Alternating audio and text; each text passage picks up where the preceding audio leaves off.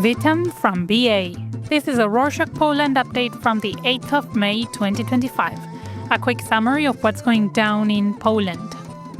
Let's start off with presidential elections, which will take place on the 18th of May. On Friday the 2nd, Onet, Poland's biggest online news site known for investigative journalism, revealed that Karol Nawrocki, the presidential candidate from the opposition Law and Justice Party, actually owns 2 apartments, not just one, as he had said earlier. It also turned out that he used public money to cover part of his MBA program and English courses. On top of that, he has links to people with criminal records, including a convicted pimp and violent offender connected to the Bandidos biker gang. The Civic Coalition, the ruling party, is now questioning whether Nawrocki is trustworthy enough to be president and if he can be transparent and honest.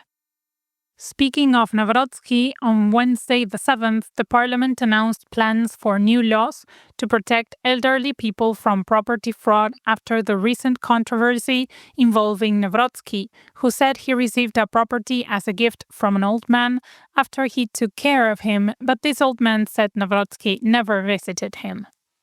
PM Tusk asked the Minister for Senior Affairs and the Minister of Justice to come up with ideas to strengthen legal protections for seniors against scams. Poland currently has some laws to protect seniors, like the Penal Code against financial abuse, the Civil Code to cancel unfair contracts, and help from the Financial Ombudsman for unauthorized transactions. The proposed law, called Lex Nawrocki, aims to stop fraud targeting vulnerable older adults, especially those with conditions like dementia. Going back to the elections for a bit, on Tuesday the 6th, Poland's foreign ministry announced that there will be 511 polling stations worldwide for the presidential election, with more locations in countries where more Poles live.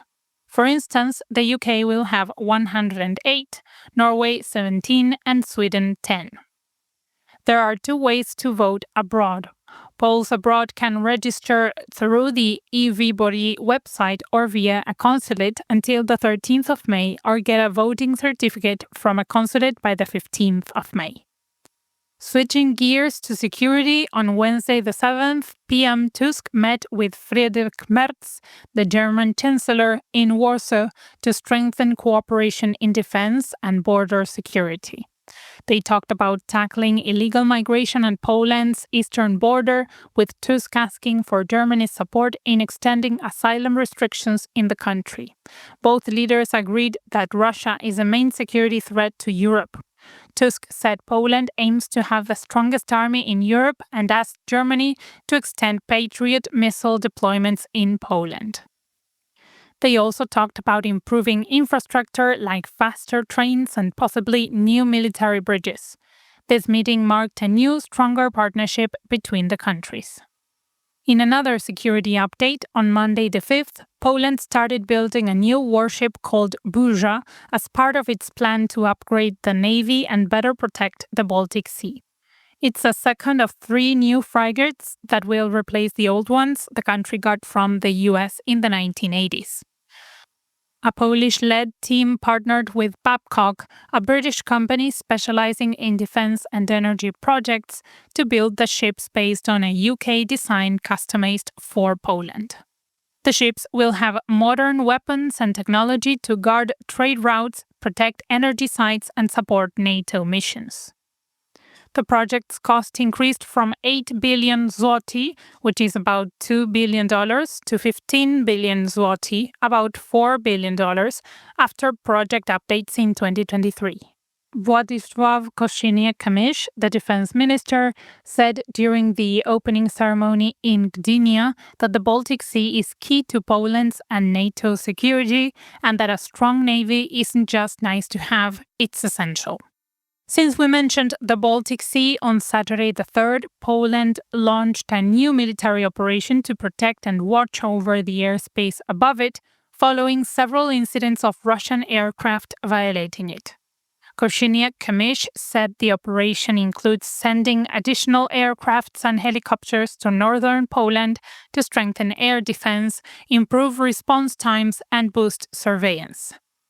This effort is part of NATO's broader plan to secure the Baltic region, including the Baltic Sentry naval mission and NATO air patrols. On legal news, on Wednesday the 7th, the European Commission started legal action against Poland, the Czech Republic, Cyprus, Spain, and Portugal for not fully following the Digital Services Act. The law requires EU countries to appoint someone with enough power to handle online content, political ads, and penalties. 4 of the countries picked someone but didn't give them full authority. Poland hasn't chosen anyone yet, but says it's working on it. The Commission gave them 2 months to fix this, or they will face the EU court. On the same day, the Commission reminded 19 countries, including Poland, to adopt new cybersecurity rules, which were due in October 2024. Next up, the latest in business. On Monday the 5th, Santander, a large global banking group based in Spain, sold 49% of its Polish bank and 50% of its asset management business to Austria's Erste Group for about $7 billion. The deal, which still needs regulatory approval, will wrap up by the end of 2025. Santander is making this move as part of a strategy to focus more on growing in North and South America. Erste Group, which already has a presence in several Eastern European countries, will expand even more with this acquisition. Meanwhile, on Tuesday the 6th, President Duda blocked a bill on lowering health insurance contributions for self-employed entrepreneurs, saying it could hurt fairness and the stability of Poland's healthcare system. The bill, which PM Tusk's government supported, wanted to cut the contribution rate for entrepreneurs starting in 2026. While supporters said it would help business owners, some people argued it would make things unfair for workers and put more pressure on the healthcare system. Duda's veto means lawmakers will have to edit the proposal. The country is also moving forward with an exhumation process. On Saturday the 3rd, the Polish press agency shared that Polish and Ukrainian experts dug up the remains of over 20 people and parts of 30 more in Pushyniki in western Ukraine. In February 1945, Ukrainian nationalists killed between 50 and 120 ethnic Poles during a time of intense ethnic violence as different groups clashed toward the end of World War II. This is a first exhumation since 2017, when Ukraine lifted its ban on Polish-led searches for wartime graves, marking a significant step toward healing the relationship between the countries. Radosław Sikorski, the Polish foreign minister, praised the work, calling it a Christian duty for both sides. There might be similar investigations in other places, and Ukrainian teams could even go to Poland for their own investigations. On Friday the 2nd, Poland celebrated Flag Day and national holiday. President Andrzej Duda awarded Polish citizenship to people who made important contributions to the country during an official ceremony in Warsaw. He said that he is proud that the Polish flag, which represents solidarity, is raised in moments of national pride, such as when Polish athletes win. Duda also said he gets emotional seeing Polish flags in homes abroad and thanked the Polish diaspora for raising new generations, building economic ties, and connecting professional groups. And to wrap up this edition, on Saturday the 3rd, Poland marked the 234th anniversary of its 1791 constitution. Poland's constitution was the first modern one in Europe. Foreign Minister Sikorski thanked Poles abroad for preserving traditions and strengthening Poland's global image, especially those like Andrzej Poczobut, a Polish journalist imprisoned in Belarus for criticizing Belarus's government. He said he hopes the government's new plan to work more closely with Poles abroad will bring everyone together and help promote the country worldwide. And that's it for this week. Thank you for joining us. Remember that if you're listening to us on Spotify, you can leave comments in the episode.